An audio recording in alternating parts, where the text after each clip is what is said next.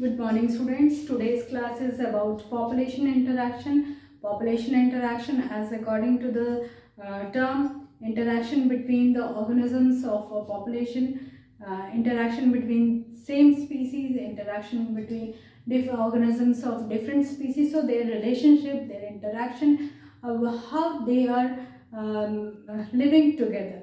What kind of relationship, what kind of interaction they are facing with each other, what kind of competitions, predations, all these terms we'll study in this topic, under this topic. And the first term is mutualism. According to the reduced syllabus, you have to study only the definition of these terms, but I'm describing it just to make it easier for you to understand the term.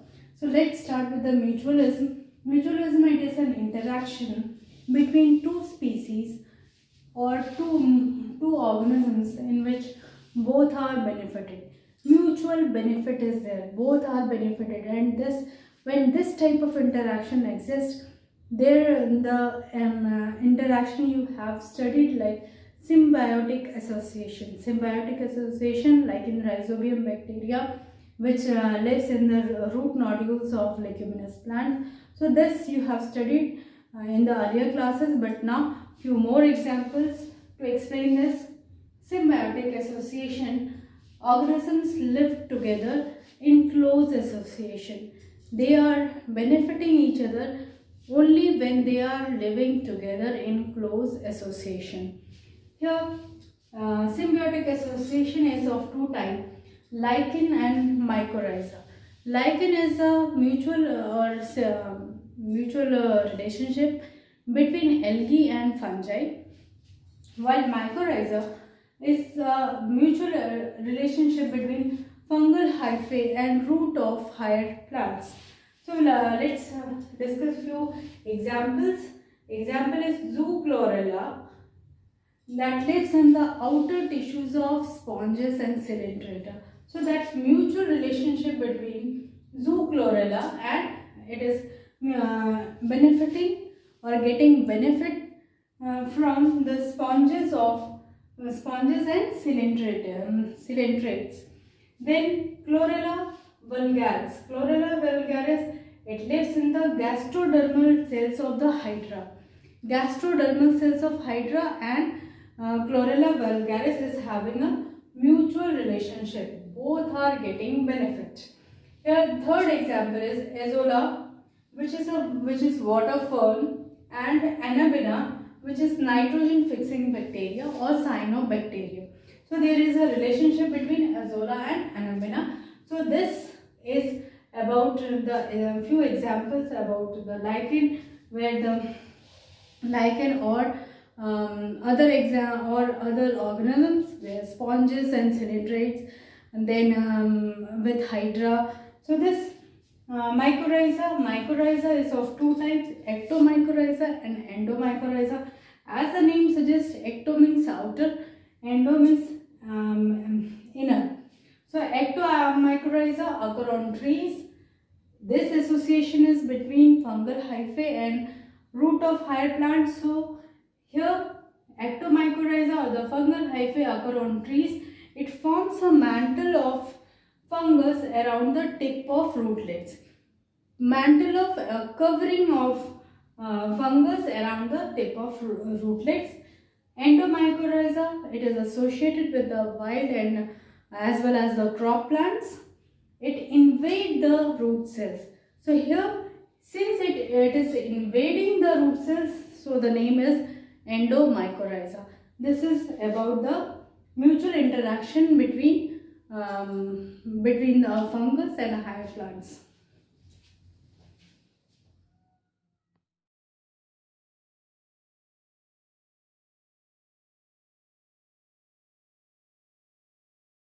Next topic is competition.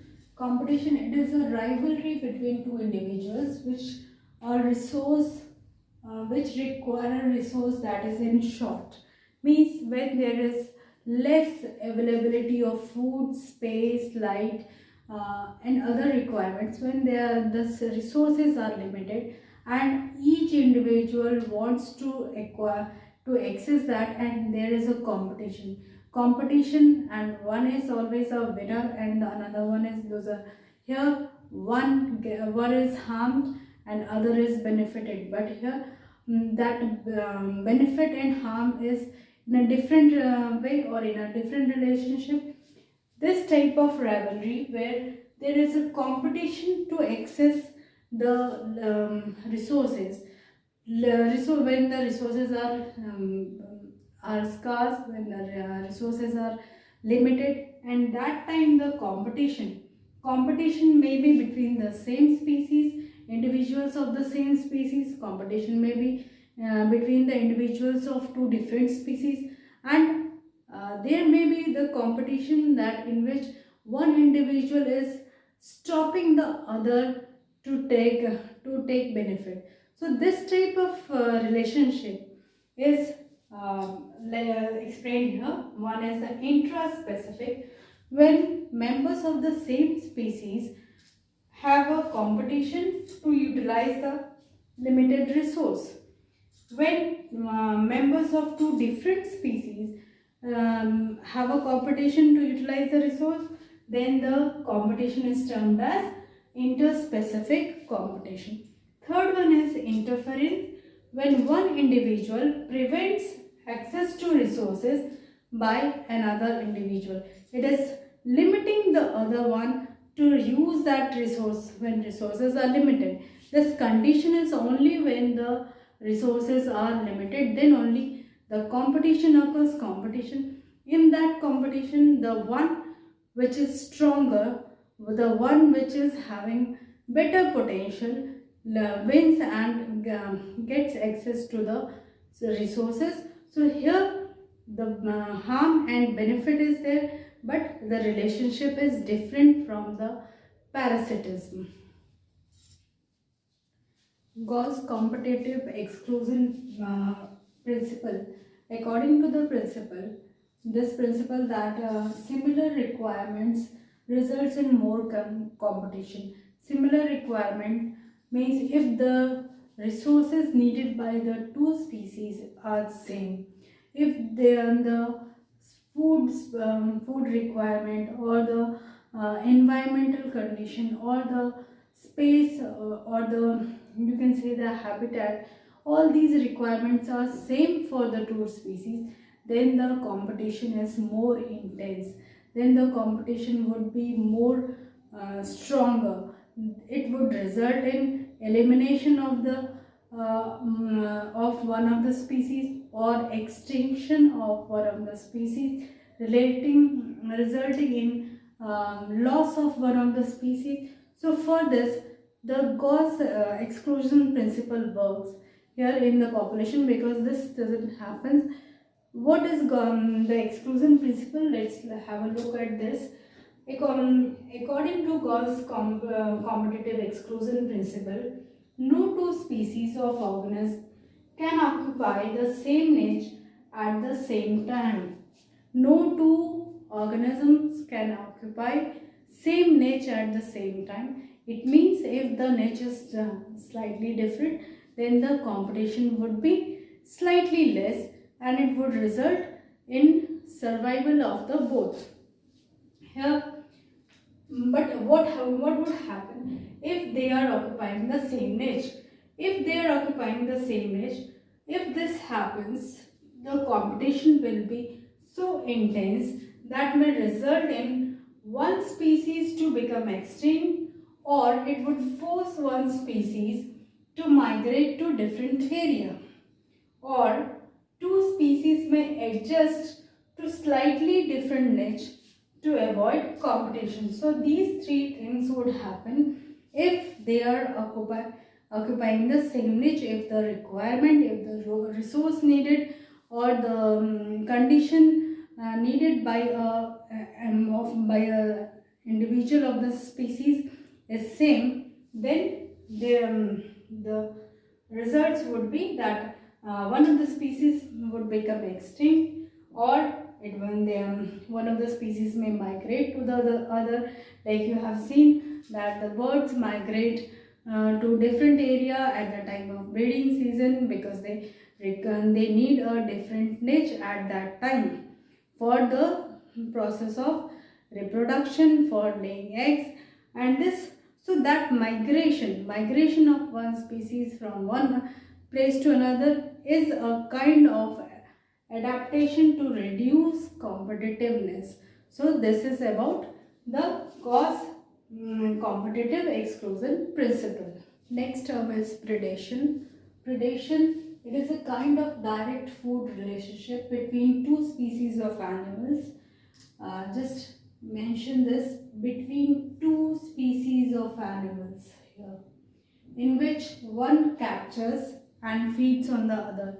The one which is capturing is the predator and the other one is the prey. So there is the relationship between a predator and a prey. One is getting benefit, other is getting harmed, or other is getting killed.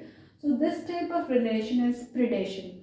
In this, there is an exception, that is cannibalism. Exception means here, exception is in terms that it is a relationship between predator and prey, but between the individuals are of the same species. So when this relationship of predation is between the individuals of same species, then it is termed as cannibalism.